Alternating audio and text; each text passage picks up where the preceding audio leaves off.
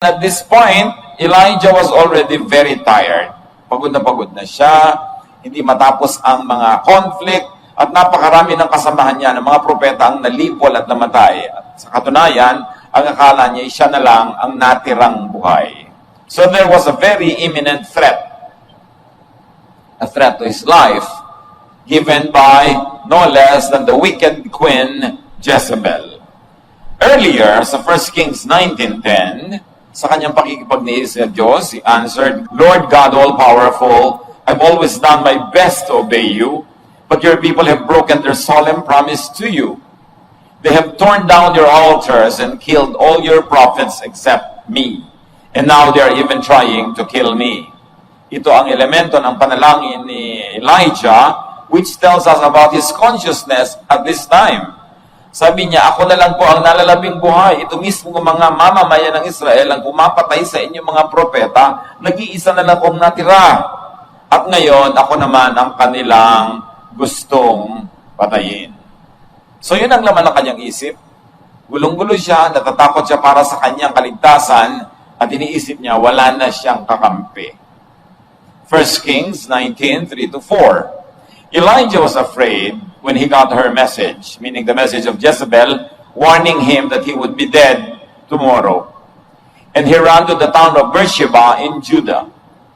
He left his servant there, then walked another whole day into the desert. Finally, he came to a large bush and sat down in its shade. He begged the Lord, I've had enough. Just let me die. I'm no better off than my ancestors. Matapos siya maglakbay patungo sa isang malayong bayan called Beersheba, iniwan pa niya ang kanyang assistant. Prophets always had assistant bodyguards with them because they were constantly also under threat. At kailangan din nila ng assistant in their ministrations. Pero iniwan niya. At naglakad pa siya ng isang buong araw mag-isa. Kaya ang nakikita natin dito, bukod sa iniisip niya siya talaga natirang propeta, ngayon talagang physically, literally, nag-iisa siya. At sa wakas ay nakakita siya ng isang malabay na puno at siya ay naupo dun sa lilim nun at sinabi niya sa Diyos, pagod na po ako, tama na, hayaan niyo na akong mamatay. Dumating siya sa ganon. What were his weaknesses? There was fear. And then there was fatigue. And aloneness. Deadly combination. Marami tayong alam na nagpapakamatay na magkakasama yung fatigue, be it emotional or spiritual fatigue, at pag dinagdagan mo pa ng physical fatigue, the chemistry of the body is altered, there is more tendency to be depressed. So there was fear, fatigue, and aloneness. He was personally alone and also spiritually alone because there were no more other prophets. Although he was wrong, dahil may mga natira pa, hindi lang niya alam. And what was the very imminent threat? He wanting to die. It is the most abnormal of all feelings because we were created to live. And normally, people would do everything to continue living. So it's most abnormal to want to die. Ganon kagrabe ang sitwasyon niya, ang kanyang physical, emotional, and spiritual fatigue, that his reason is already distorted. Baloktot na ang isip, madilim na ang isip, wala nang kaliwanagan, wala nang katinoan, ibig ng mamatay, which is against the very basic rule of life, which is to live. 1 Kings 19:5-8. Then he lay down in the shade and fell asleep. Suddenly an angel woke him up and said, Get up and eat. Elijah looked around, and by his head was a jar of water and some baked bread. He sat up, ate, and drank, then lay down and went back to sleep. Soon the Lord's angel woke him again and said, Get up and eat, or else you'll get too tired to travel. So Elijah sat up and ate and drank. Sa sobrang pagod, nakatulog, napahiga na siya doon sa kanyang inuupo ang lugar at nakatulog siya, pero may dumating na anghel at may daladalang mainit na bagong hornong tinapay at isang palayok ng tubig. At siya ginising, kumain ka, bumangon ka at kumain. Matapos bumangon at kumain, uminom, natulog uli, at ginising uli ng anghel after some interval, at sinabi, get up and eat, or else you'll be too tired to travel. So if there was threat and weakness, now there is strength. And that strength came in the form of sleep and rest, drink, food, and an angel from the Lord, very specifically an angel of rest. Isang anghel ang daladala sa kanya ay kapahingahan mula sa uhaw, may dalang inumin, kapahingahan mula sa gutom, may dalang pagkain, at kapahingahan ng katawan, hinayaan siyang matulog, at binigyan siya ng bagong lakas. What can sleep, some water, and some bread do to a person who's already desperate and wanting to die? 1 Kings 19:8. The food and water made him strong enough to walk 40 more days. At last, he reached Mount Sinai, the mountain of God. Konting tulog, konting pahinga, konting inom at konting kain, bumabalik ang katinoan ng tao. Nakakasira ng katwiran ang gutom. Kaya hindi dapat nagugutom ang tao. May mga nagugutom, umiinit ang ulo. Mga pag nagugutom, magkakalitin. At meron namang inaabot ng sobrang gutom, pati sarili gustong mamatay na. Yung pala, konting pagkain, konting inumin lang ang sagot at konting pahinga. At matapos yun, nakapaglakad pa siya ng 40 araw. At nakarating siya sa bundok ng Diyos, yung Sinai. So what was the strength now? The mountain of the Lord, which means everything. Nakarating ka sa mountain of the Lord, nakarating ka sa kanyang presensya na nung Old Testament ay associated with certain places and certain spots. And now there's a great opportunity, more ministry, because he has been to the mountain of the Lord. Simpleng kwento, pero maraming leksyon. Fast forward to today. Kumusta naman tayo? People could get very tired, just like Elijah. People could reach their breaking point. People could snap.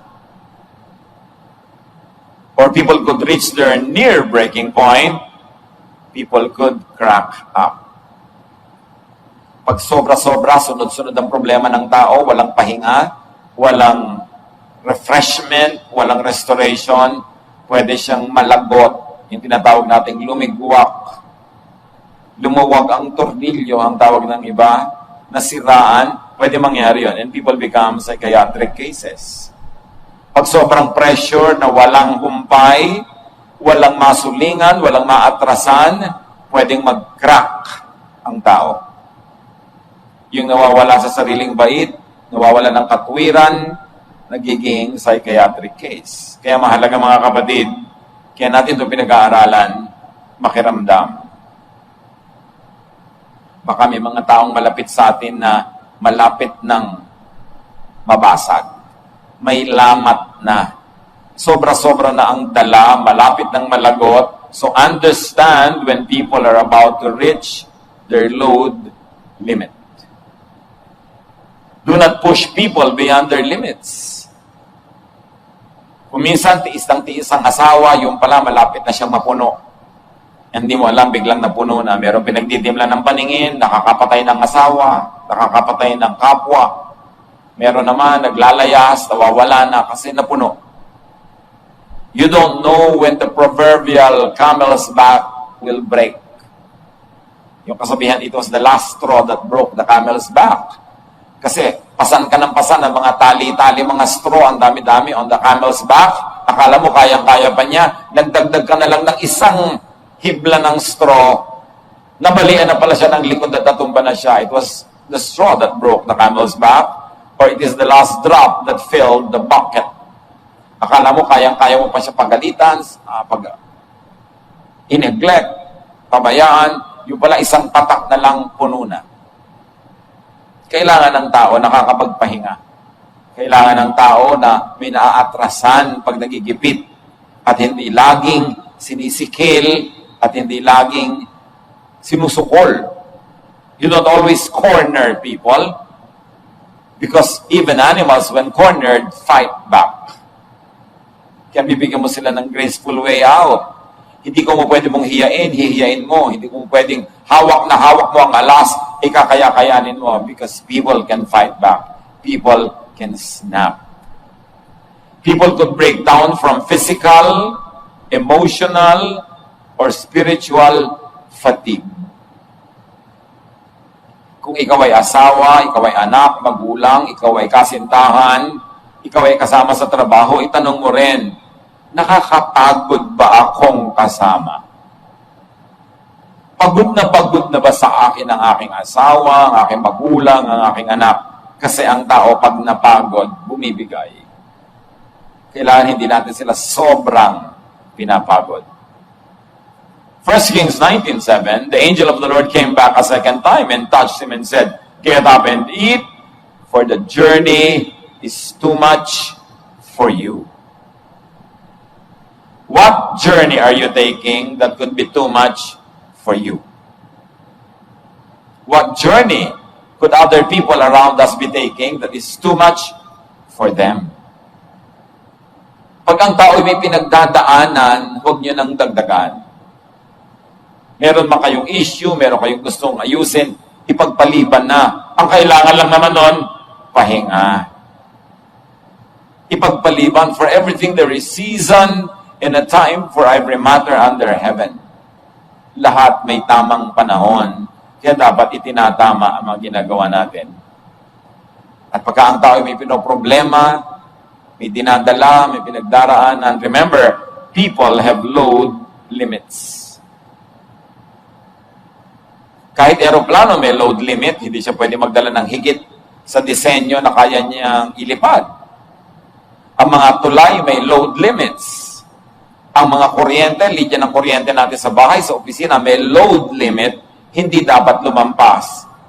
Lahat may load limit. People have load limits. And given even limits, God even gave limits to temptation, so that a person could resist temptation. Maski ang pinapayagan ng Diyos sa tukso na dumadating sa ating buhay, may limit. 1 Corinthians 10:13, "No temptation has overtaken you except what is common to mankind. And God is faithful. He will not let you be tempted beyond what you can bear." So, tansyado din ang Panginoon na pinapayagan niyang dumarating sa ating tukso. Kaya pag napayagan na dumating, ibig sabihin kaya mo. Kasi tasado, limitado, measured. Hindi tayo hahayaang matukso ng higit sa ating kayang tanggihan at lampasan. Lahat binibigyan ng Diyos ng limit. So, we should respect limits. Huwag ipagtulakan, huwag sagarin ang sarili at huwag sagarin ang kapwa. When the journey is too much for people, be to them an angel of rest, refreshment, and recreation. Sa ating kwento, nakita natin yung anghel na naging daan para makakain, makainom, mapagpahinga. Ang propeta, sa buhay natin ngayon, we can be that angel.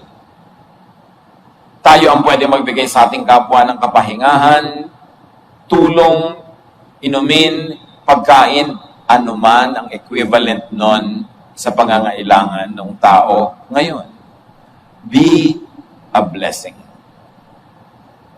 At mahalaga rin naman, tumanggap tayo ng ministrations from others. Kung tayo pagod na, let's share our burden with people. Huwag nating sarilinin. Huwag nating suluhin. Huwag tayo magtibay-tibayan, tapang-tapangan, tapos bigla na lang tayong maninigas at tutumba. Importante na nakakahinga ka, may nahihingahan, may nasasabihan, kasi masabi mo lang gumagaan na ang iyong dala, kahit wala pang maipayo sa'yo. Mahalaga, pinapagaan natin ang laman ng ating dibdib. That's why it is important to have friends. Friends that you don't need to impress. But friends, who could you be yourself with? Nakakapagpagaan. Friends, divide our sorrow and multiply our joy. It is important to keep such friendships. So let people rest without pressure. Minsan merong taong nananahimik, tanong ka ng tanong, bakit? Anong problema mo? Pagka ayaw sabihin, huwag mong ipilit. Kasi kung minsan yung kapipilit mo, yun ang nagdagdag ng pressure. Ipapaalam mo lang na, baka gusto mo magkwento, baka gusto mo magsabi, nandito lang ako. Pero huwag tayong tanong ng tanong, lalo sa ayaw sumagot. Kasi kung talagang gusto niyang i-share at na ipahiwatig naman natin, na iparamdam na willing tayo makinig, pag ready na yon, mag-share yon. Mga magulang, huwag kayong lagi nagpipilit na mag-usisa, na magtanong. Irerespeto din natin yung privacy ng mga anak natin. Kung parang gusto nila munang tahimik, ayaw mo na nilang matanong.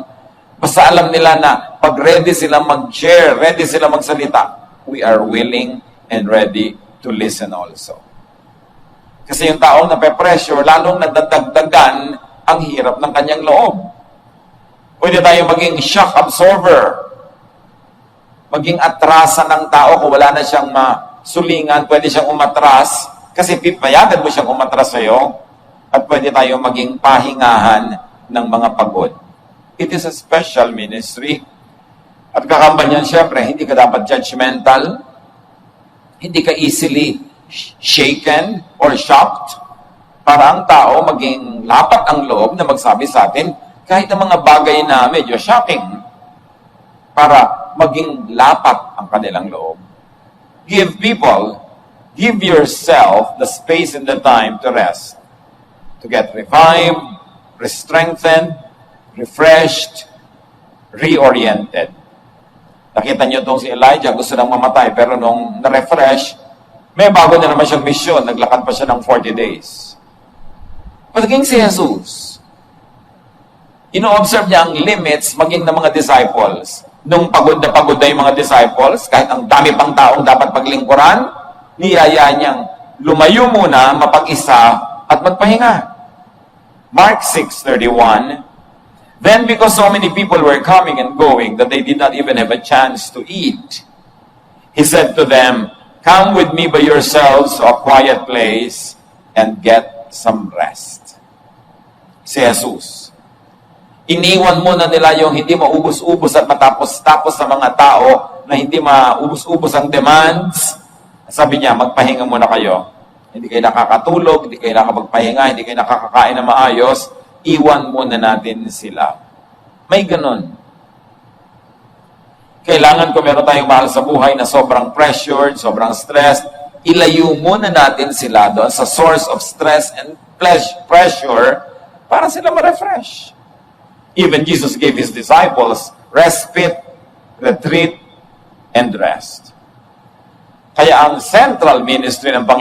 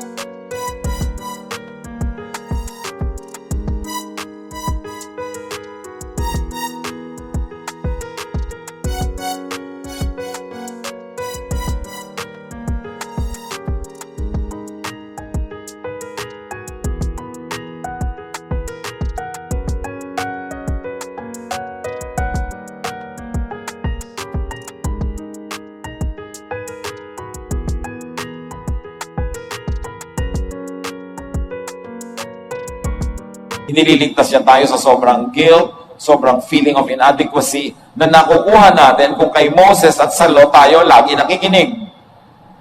Kaya nga, we now live by grace through faith in Jesus. Undeserved kindness because Jesus saved us not only from the power of sin, but also from the penalty of sin. Nakakapagpahinga ng Espiritu pag alam mong mahal ka at tinatanggap ka at kung nagkukulang ka, nagkakamali ka, mahal ka pa rin at pinapatawad ka pa rin at tatanggapin ka ka pa rin. Sinabi ni Pedro kay Jesus, ilang beses ko bang papatawarin ang aking kapwa, ang aking kapatid pa nagkakasala? 7 times ba? Sobra na yon kasi ang nire-require lang sa kanila 3 times. Dinoble niya, 6, dinagdagan pa na isa, 7. Iniisip ni Pedro, napaka-generous na niya. Sabi ni Lord, no, 70 times 7. Which is really symbolic, meaning, endlessly you forgive people. And it tells us how Jesus forgives us. Endlessly. And only when you know that you will be forgiven no matter what, that's the only time when you can rest. When you can stop performing and you can stop relying on performance. At napapahinga ka dahil mahal ka. Do as Jesus. Do as Jesus would. Give rest to people. Patawarin natin ang mga dapat patawarin. Tanggapin ng ating mga lalo na mahal sa buhay at pamilya. Mahalin tulad ng ginagawa ni Jesus sa atin. John 14:12, I tell you for certain that if you have faith in me, you will do the same things that I am doing. You will do even greater things now that I am going back to the Father. Sabi ni Jesus, mahal niyo ako, nananalig kayo sa akin, gawin niyo ang mga pinagagagawa ko. At ano yon? Magpatawad, magmahal, magbigay ng kapahingahan sa tao. When people are tired, give them rest. When people are threatened, give them protection and security. And when people are fearful, give them reasons to be at peace. That is the work of Jesus. And that is what He does to us, which means that is also what we should do to others. Help people and yourself to not overthink. Si Elijah kasi nag-overthink. Kaya gusto nang mamatay. 1 Kings 19:18, but 7,000 Israelites have refused to worship Baal, and they will live. Yun ang sagot sa kanya ng Diyos. Sabi niya kasi wala na pong natirang maka-Diyos, ako na lang. At papatayin pa nila ako. Sabi na ko, overthink ka. Ang bunga, fear. Sabi meron pang 7,000 Israelites na hindi pa sumasamba kay Baal. At sila'y patuloy na mabubuhay tulad mo. Don't exaggerate your fears. Huwag lagi magdrama. Kasi ang bunga nun, kalungkutan, depression, awa sa sarili, fear. When people are hungry, give them food. Thirsty, give them drink. And when people are isolated, solitary, give them company. Halos lahat ng nagsusuicide, dumarating sa point na feeling alone and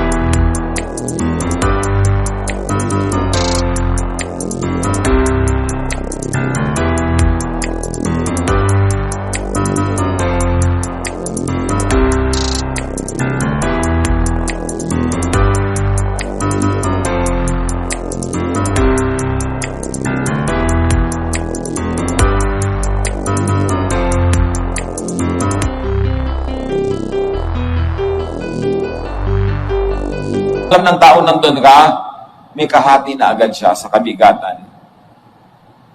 The minimum ministry we can give is the ministry of our presence. Andun ka lang, even without having to utter a word. Sino ang nabibigatan sa dala? Sino ang malapit na magkalamat at mabasag? Tayo o mga taong malapit sa atin na kuminsan wala tayong kamalay-malay, malapit na palang mabasag. Do to others and do to yourself what the angel did. Be an angel of rest. Panginoong Diyos, turuan niyo kaming makiramdam. Turuan niyo kami maging sensitibo. Lalong-lalo sa mga tao na sa aming paligid na maaaring gipit na gipit, hirap na hirap, lunod na lunod. Teach us to be angels of rest. Makapag-minister kami sa kanila, perhaps with godly words, perhaps with godly prayer, or just with godly presence, even godly silence. But teach us to extend our hearts to people.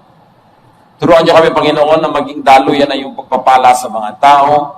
Whether very grave yung kaso o pang-araw-araw na kasong kagipitan, turuan mo na kami makapagbigay ng pahinga sa kapwa. Huwag magdagdag sa kanilang mga hirap, lalo sa mga taong malapit sa amin.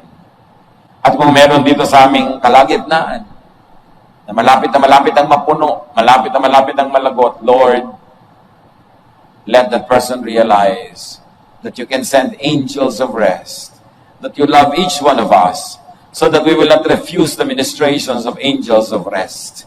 Kami man, Panginoon, kung inaabutan ng inumin, ng pagkain, pinatutulog, pinagpapahinga, be gracious recipients. At tumanggap kami ng ministration ng iba, lalo sa mga panahong kami malapit ng bumigay. Teach us to be humble.